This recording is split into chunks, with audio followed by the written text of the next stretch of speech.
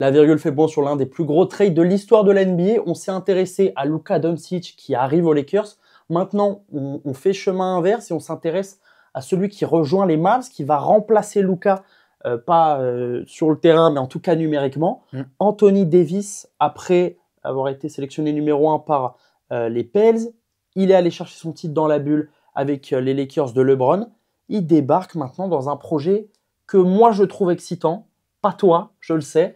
Il rejoint Dallas, il rejoint le Dallas de Klay Thompson, de PJ Washington, de Kyrie. Tu crois pas en ce projet? Tu crois pas parce que ils ont été clairs, hein, le GM de Dallas a été clair. On joue le titre cette année et dans les années à venir. Ils ont, allez, grand maximum cette année, l'année prochaine et peut-être une troisième. Ouais, et troisième encore, max, franchement. Troisième max. Il t'excite pas ce projet? Bah, sur l'instant T, il y a un truc à faire parce que tu récupères probablement l'un des meilleurs défenseurs de la ligue. Dis-pas, il a été. Non, il l'a pas été, mais il a toujours été dans la concurrence. D'ailleurs, ça lui plaît pas trop qu'on pousse un peu Wemby ah oui, il dit ça, il est pas deuxième non plus. Hein. Non, mais après, il se fait tomard dessus, donc voilà. C'est compliqué. Mais tu ramènes un mec qui est défensivement juste trop fort. C'était le meilleur joueur des Lakers cette saison, même la saison dernière, je trouve, en régulière.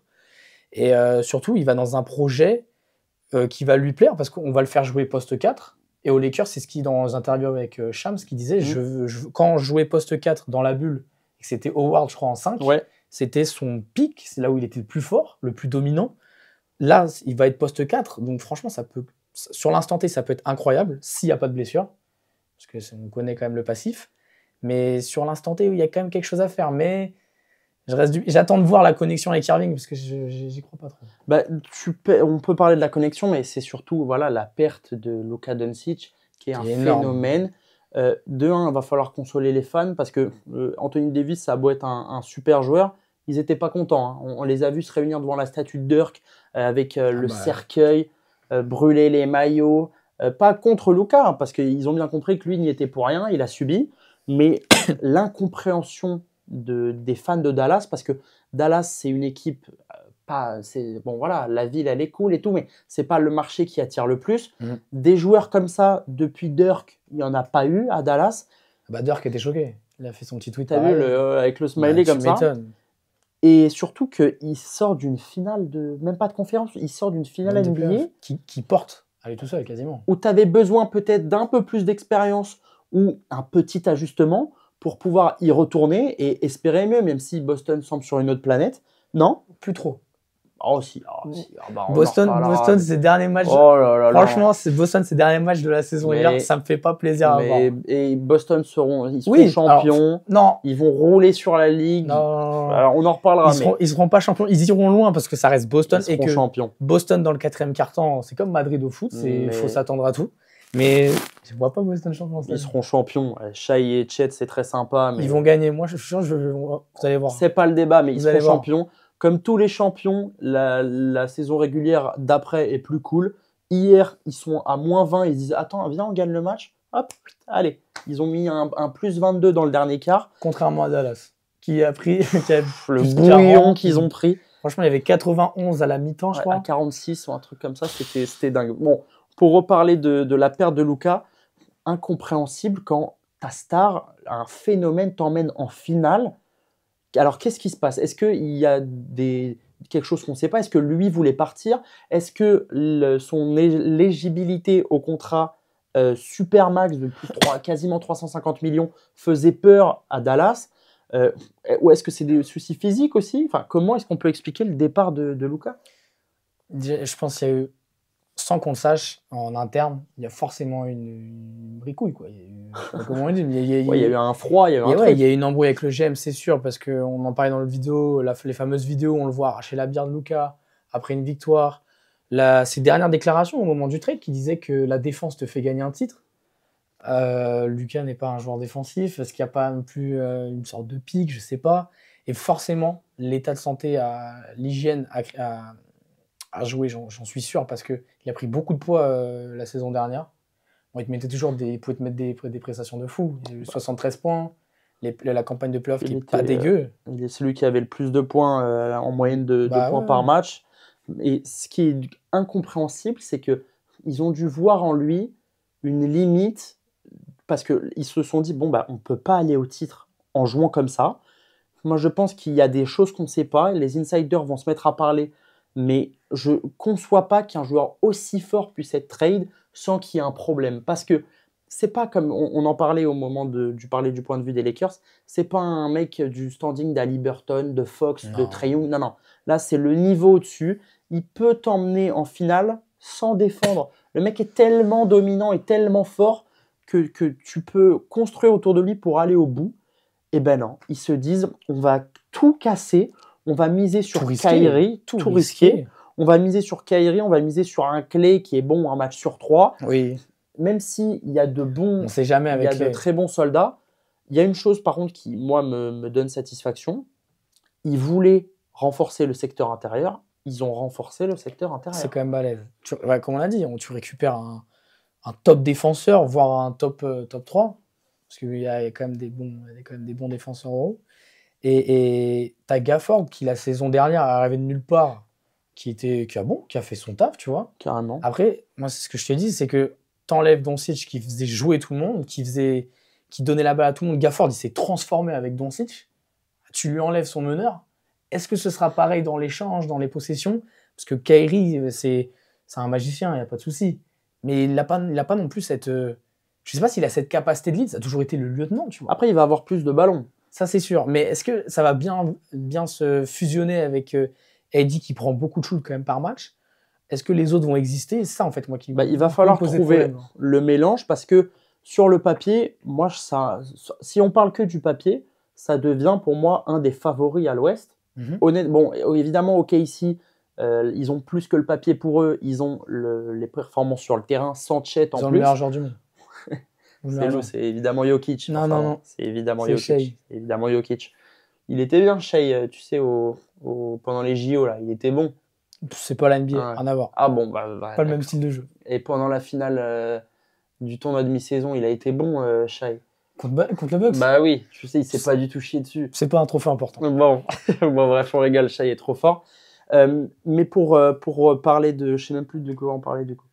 Non plus. Si comment ça va se dérouler c'est ça. entre Kyrie il va falloir trouver la recette parce que moi je crois en cette équipe, peut-être pas cette année, mais je trouve qu'ils ont les soldats qu'il faut, ils ont le talent qu'il faut.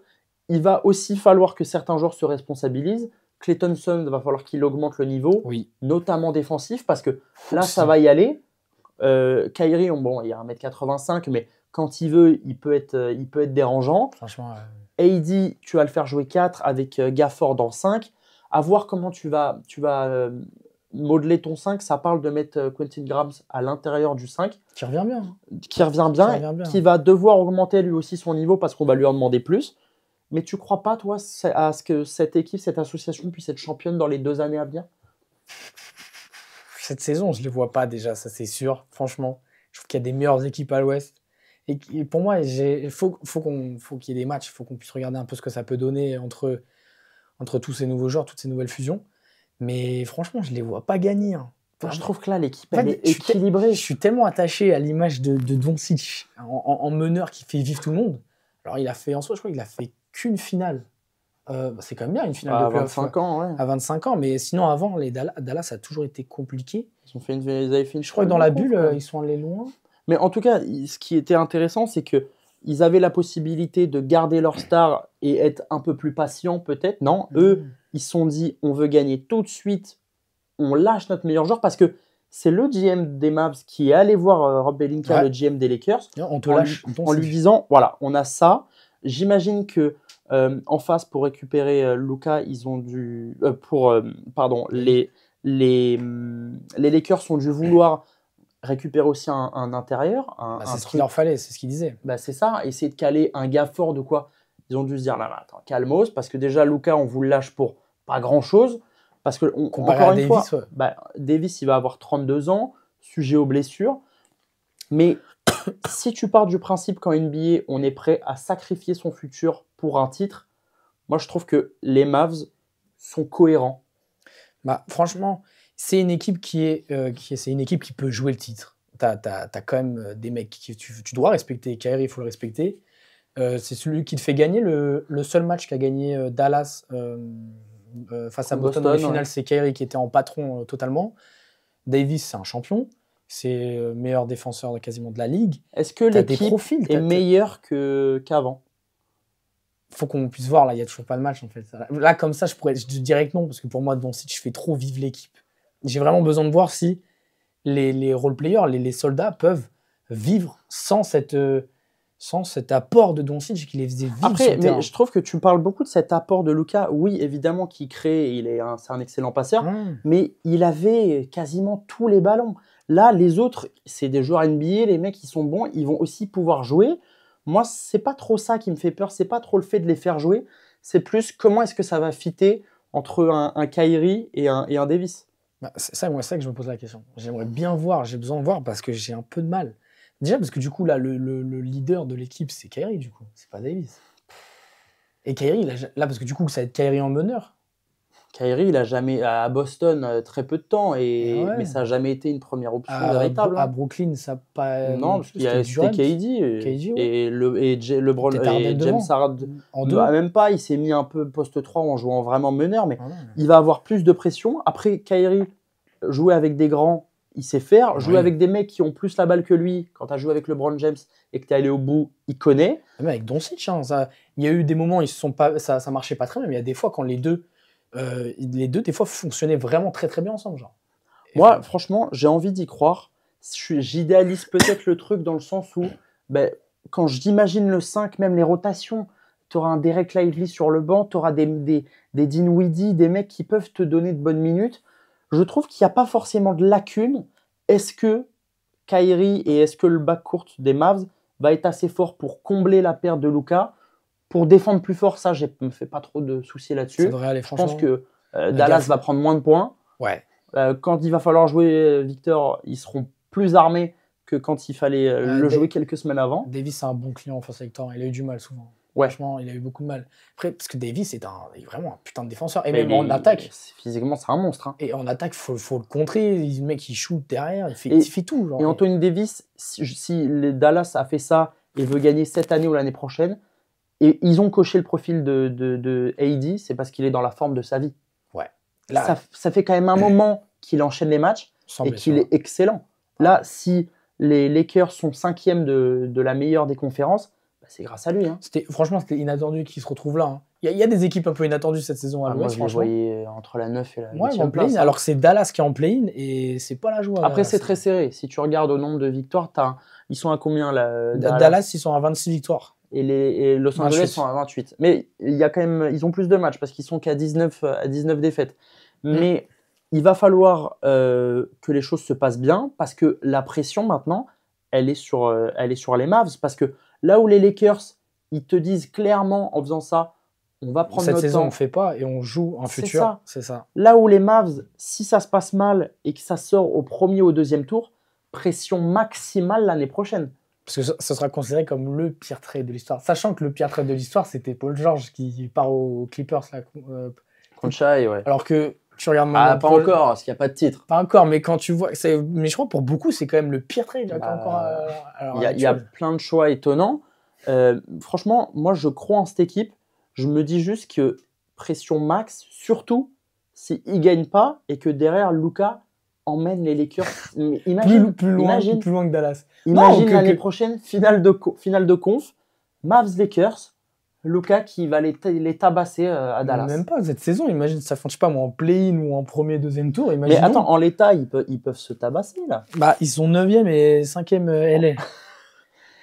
Potentiellement, il y a un monde cette saison. Ça peut être exceptionnel. S'il y a un monde dans cette saison, ils s'affrontent et que Luka sort. Il va vouloir les marquer. Hein. Sort Dallas.